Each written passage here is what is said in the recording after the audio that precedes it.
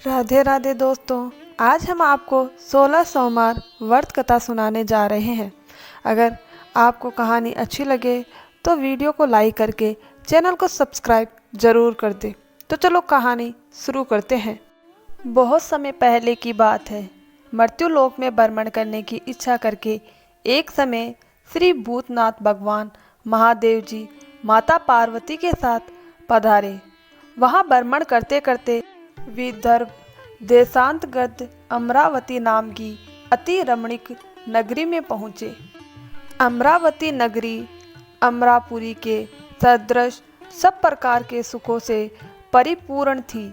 उसमें वहाँ के महाराज का बनाया हुआ अति रमणीक शिवजी का मंदिर बना था। उसमें भगवान शंकर भगवती पार्वती के साथ निवास करने लगे। एक समय माता पार्वती भगवान भोलेनाथ को प्रसन्न देख के मनोविनोद करने की इच्छा से बोली, हे महाराज, आज तो हम तुम दोनों चौसर खेलेंगे। शिवजी ने प्राण प्रिया की बात को मान लिया और चौसर खेलने लगे। उस समय इस स्थान पर मंदिर का पुजारी ब्राह्मण मंदिर में पूजा करने को आया। माताजी ने ब्राह्मण से प्रश्न किया कि पुजारी जी बताओ, इस बाजी में दोनों में किसकी जीत होगी। ब्राह्मण बिना विचारे ही शीघ्र बोल उठा कि महादेव जी की जीत होगी। थोड़ी देर में बाजी समाप्त हो गई और पार्वती जी की विजय हुई। अब तो पार्वती जी ब्राह्मण को झूठ बोलने के अपराध में श्राप देने को उगत। तब महादेव जी ने पार्वती जी को बहुत समझाया, परंतु उन्होंने ब्राह्मण को कोढ़ी होने का श्राप दे दिया। कुछ समय बाद पार्वती जी के श्रापवश पुजारी के शरीर में कोढ़ पैदा हो गया। इस कारण पुजारी अनेक प्रकार से दुखी रहने लगा। इस तरह के कष्ट भोगते हुए जब बहुत दिन हो गए तो देवलोक की अप्सराएं शिवजी की पूजा करने उसी मंदिर में पधारी और पुजारी के कोढ़ के कष्ट को देख बड़े दया भाव से उससे रोगी होने का कारण पूछने लगी। पुजारी ने निसंकोच सब बातें उनसे कह दी। वे अप्सराएं बोली, पुजारी, अब तुम अधिक दुखी मत होना, भगवान शिव जी तुम्हारे कष्ट को दूर कर देंगे। तुम सब बातों में श्रेष्ठ 16 सोमवार का व्रत भक्ति भाव से किया करो। पुजारी जी अप्सराओं से हाथ जोड़कर विनम्र भाव से 16 सोमवार व्रत की विधि पूछने लगा। अप्सराएं बोली, जिस दिन सोमवार हो उस दिन भक्ति के साथ व्रत करें। स्वच्छ वस्त्र पहनो। संध्या व उपासना के बाद आधा सेर गेहूं का आटा ले उसके 3 अंग बनाओ और घी, गुड़, दीप, नैवेद्य, पूंगी फल, बेलपत्र, जनेऊ, जोड़ा, चंदन, अक्षत, पुष्पादि के द्वारा प्रदोष काल में भगवान शंकर का विधि से पूजन करें। तत्पश्चात 3 अंगों में से एक शिवजी को अर्पण करें, बाकी 2 को शिवजी का प्रसाद समझकर उपस्थित जनों में बांट दे और आप भी प्रसाद पावे। इस विधि से 16 सोमवार व्रत करें। तत्पश्चात 17वें सोमवार के दिन पाव से पवित्र गेहूं के आटे की बाटी बनावे, इसमें घी और गुड़ मिलाकर चूरमा बनावे और शिवजी का भोग लगाकर उपस्थित भक्तों में बांटे। इसके बाद आप सकुटुम्ब प्रसाद ले तो भगवान शिवजी की कृपा से उसके सभी मनोरथ पूर्ण हो जाते हैं। ऐसा कहकर अप्सराएं चली गई। ब्राह्मण ने यथाविधि 16 सोमवार व्रत किया तथा भगवान शिव की कृपा से रोग मुक्त होकर आनंद से रहने लगा। कुछ दिन बाद जब फिर शिवजी और पार्वती जी उस मंदिर में पधारे तब ब्राह्मण को निरोग देख पार्वती ने ब्राह्मण से रोग मुक्त होने का कारण पूछा तो ब्राह्मण ने 16 सोमवार व्रत की कथा कह सुनाई। तब पार्वती जी ने अति प्रसन्न हो ब्राह्मण को व्रत की विधि पूछकर स्वयं व्रत करने को तैयार हुई। व्रत करने के बाद उनकी मनोकामना पूर्ण हुई तथा उनके रूठे पुत्र स्वामी कार्तिक के स्वयं माता के आज्ञाकारी हुए।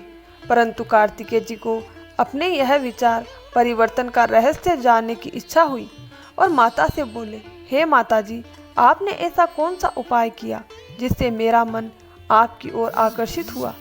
तब पार्वती जी ने वही 16 सोमवार व्रत कथा उनको सुनाई। स्वामी कार्तिकेय जी बोले कि इस व्रत को मैं भी करूँगा, क्योंकि मेरा प्रिय मित्र ब्राह्मण बहुत दुखी दिल से परदेश गया है। हमें उससे मिलने की बहुत इच्छा है। कार्तिकेय जी ने भी इस व्रत को किया और उनका प्रिय मित्र मिल गया। मित्र ने इस आंशिक मिलन का भेद कार्तिकेय जी से पूछा तो वे बोले, हे मित्र, हमने तुम्हारे मिलने की इच्छा करके 16 सोमवार का व्रत किया था। अब वो ब्राह्मण मित्र को भी अपने विवाह की बड़ी इच्छा हुई। कार्तिकेय जी से व्रत की विधि पूछी और यथाविधि व्रत किया। व्रत के प्रभाव से जब वह किसी कार्यवश विदेश गया तो वहाँ राजा की लड़की का स्वयंवर था। राजा ने प्रण किया था कि जिस राजकुमार के गले में सब प्रकार का श्रांगृत हथिनी माला डालेगी, मैं उसी के साथ अपनी प्यारी पुत्री का विवाह कर दूंगा। शिवजी की कृपा से ब्राह्मण भी स्वयंवर देखने की इच्छा से राजसभा में गया और सभा में एक ओर बैठ गया। नियत समय पर हथिनी आई और उसने जयमाला उस ब्राह्मण के गले में डाल दी। राजा ने अपनी प्रतिज्ञा के अनुसार बड़ी धूमधाम से कन्या का विवाह उस ब्राह्मण से कर दिया। राजा ने ब्राह्मण को बहुत सा धन और सम्मान देकर संतुष्ट किया। ब्राह्मण सुंदर राजकन्या पाकर सुख से जीवन व्यतीत करने लगा। एक दिन राजकन्या ने अपने पति से प्रश्न किया, हे प्राणनाथ, आपने ऐसा कौन सा भारी पुण्य किया था जिसके प्रभाव से हथिनी ने सब राजकुमारों को छोड़कर आपको वरण किया? ब्राह्मण बोला, हे प्राण प्रिय, मैंने अपने मित्र कार्तिकेय जी के कथा अनुसार 16 सोमवार व्रत किया था, जिसके प्रभाव से मुझे तुम जैसी सर्वरूपवान पत्नी की प्राप्ति हुई। व्रत की महिमा को सुनकर राजकन्या को बड़ा आश्चर्य हुआ और वह भी पुत्र की कामना करके व्रत करने लगी। शिवजी की दया से उसके गर्भ से एक अति सुंदर, सुशील, धर्मात्मा और विद्वान पुत्र उत्पन्न हुआ। माता पिता दोनों उस देवपुत्र पाकर अति प्रसन्न हुए और उसका पालन पोषण बड़ी प्रकार से करने लगे। जब पुत्र समझदार हुआ तो एक दिन अपनी माता से प्रश्न किया, हे माँ, तुमने कौन सा ऐसा व्रत एवं तप किया जो मेरे जैसे पुत्र तुम्हारे गर्भ को उत्पन्न हुआ?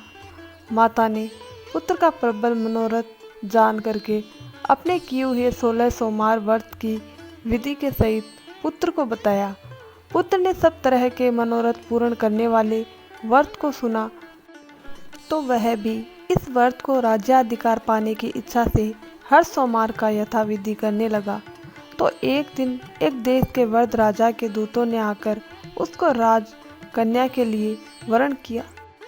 राजा ने अपनी पुत्री का विवाह ऐसे सर्वगुण संपन्न ब्राह्मण युवक के साथ करके बड़ा सुख प्राप्त किया। वृद्ध राजा के दिवंगत हो जाने पर इसी ब्राह्मण बालक को गद्दी पर बैठाया गया, क्योंकि दिवंगत राजा के कोई पुत्र नहीं था। राज्य का उत्तराधिकारी होकर भी वह ब्राह्मण पुत्र अपने 16 सोमवार के व्रत को करता रहा। जब 17वां सोमवार आया तो विप्रपुत्र ने अपनी प्रियात्मा से सब पूजन सामग्री लेकर शिव पूजा के लिए 15 शिवालय में चलने को कहा, परंतु प्रियतमा ने उसकी आज्ञा की परवाह न की। दास दासियों के द्वारा सब सामग्री शिवालय में भिजवा दी और आप नहीं गई।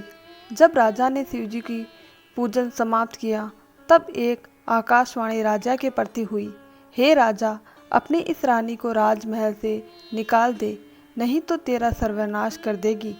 आकाशवाणी को सुनकर राजा के आश्चर्य का ठिकाना नहीं रहा और तत्काल ही मंत्राग्रहण में आकर अपने सभासदों को बुलाकर पूछने लगा, हे मंत्रियों, मुझे आज शिवजी की आकाशवाणी हुई कि राजा, तू अपनी इस रानी को महल से निकाल दे, नहीं तो तेरा सर्वनाश कर देगी।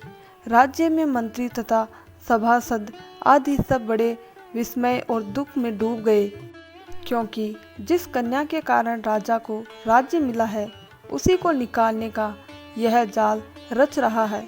यह कैसे हो सकेगा। अंत में राजा ने उसे अपने यहाँ से निकाल दिया। रानी दुखी हृदय मन को कोसती हुई नगर के बाहर चली गई। बिना पत्राण, फटे वस्त्र पहने, भूख से दुखी धीरे धीरे चलकर एक नगर में पहुंची। वहां एक बुढ़िया सूत काट कर बेचने को जाती थी। रानी की करुणा दशा देख बोली, चल तू मेरा सूत बिकवा दे, मैं वृद्ध हूँ, भाव नहीं जानती हूँ। ऐसी बात बुढ़िया की सुन रानी बुढ़िया के सिर से सूत की गठरी उतारकर अपने सिर पर रख ली। थोड़ी देर बाद आंधी आई और बुढ़िया का सूत पोटली के सहित उड़ गया। बेचारी बुढ़िया पछताती रह गई और रानी को अपने सास से दूर रहने को कह दिया। अब रानी एक तेली के घर गई तो तेली के सब मटके शिवजी के प्रकोप के कारण उसी समय चटक गए। ऐसी दशा देख तेली ने रानी को अपने घर से निकाल दिया। इस प्रकार रानी अत्यंत दुख पाती हुई एक नदी के तट पर गई तो नदी का समस्त जल सूख गया। तत्पश्चात रानी एक वन में गई। वहां जाकर सरोवर में सीढ़ी से उतरकर पानी पीने को गई। उसके हाथ का स्पर्श होते ही सरोवर का नील कमल के समान जल असंख्य कीड़ा में होकर गंदा हो गया। रानी ने भाग्य पर दोषारोपण करते हुए उस जल को पी करके पेड़ की शीतल छाया में विश्राम करना चाहा तो वह रानी जिस पेड़ के नीचे जाती उस पेड़ के पत्ते तत्काल ही गिर जाते। वन सरोवर तथा जल की ऐसी दशा देखकर गरु चराते ग्वालों ने अपने गुसाई जी से, जो उस जंगल में स्थित मंदिर में पुजारी थे, गुसाई जी के आदेश अनुसार ग्वाले रानी को पकड़कर गुसाई के पास ले गए। रानी की मुख कांति और शरीर शोभा देख गुसाई जान गए कि यह अवश्य ही कोई विधि की गति की मारी कुलीन स्त्री है।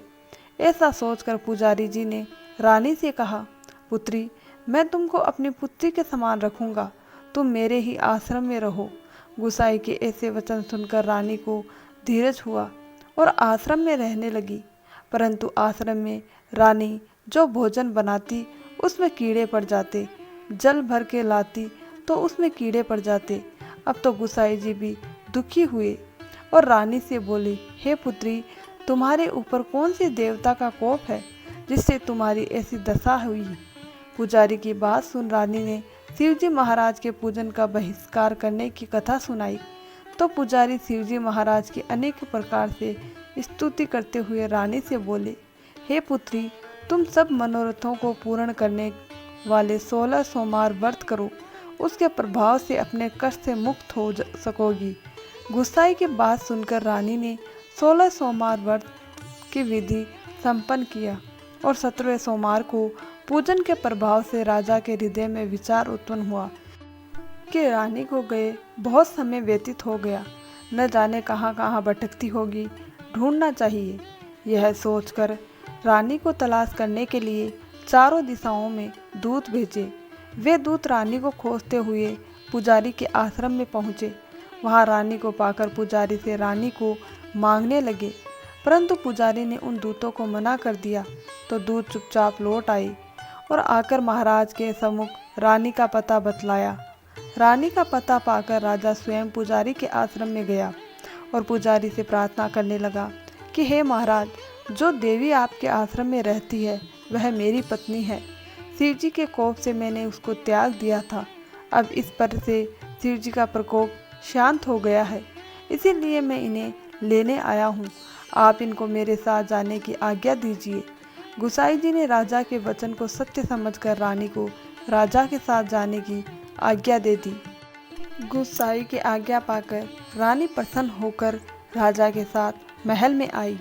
नगर में अनेक प्रकार के बधावे बजने लगे। नगर निवासियों ने नगर के दरवाजे तथा नगर को तोरण बंधवाकर वहां से विविध प्रकार से सजाया। घर में मंगल गाना होने लगे। पंडितों ने विविध वेद मंत्रों का उच्चारण करके अपनी राजरानी का स्वागत किया। ऐसी अवस्था में रानी ने पुनः अपनी राजधानी में प्रवेश किया।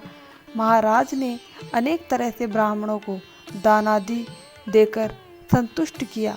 याचकों को धन धान्य दिया। नगरी में स्थान स्थान पर सदाव्रत खुलवाए।